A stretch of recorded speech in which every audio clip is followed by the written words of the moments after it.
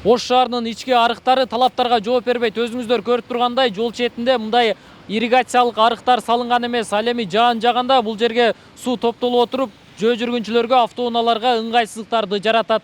Каладагы ирригациялык арыктар тазаланбайт. Арыктардын иштери таштандыларга толуп, суулардын агып чыгуусуна тоскоол болот. Мындан улам суу жолго ашып кетет. Ош шаардык көрктөндүрүү жана чарба комбинаты арыктар күн сайын тазаланарын айтып, бирок атайын лотоктордун жоктугунан көйгөй жаралып жатканын айтат. Лоток жок жерлерде, азыр мына шаардын ичинде деле лоток, центральный жерлерде деле лоток жок жер көп да.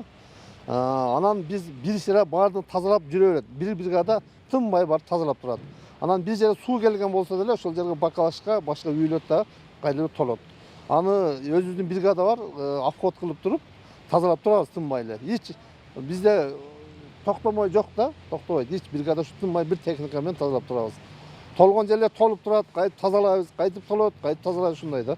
Ош шаарынын кээ бир көчөлөрүндө арыктар такыр эле жок. Калаанын ички жолдору 537 чакырымды түзөт. Эки тарабын кошкондо 1000 чакырымдан ашык арык куруу керек. Мындай иш үчүн чоң каражат талап кылынат. Ош шаардык мэриясы бул жылы аткарылчу иш планга ирригациялык арыктарды жаңыдан салуу боюнча сунуштарды даярдап жатканын кошумчалады. Акча бөлтүп туруп, обязательно лотокторду кылышыбыз керек.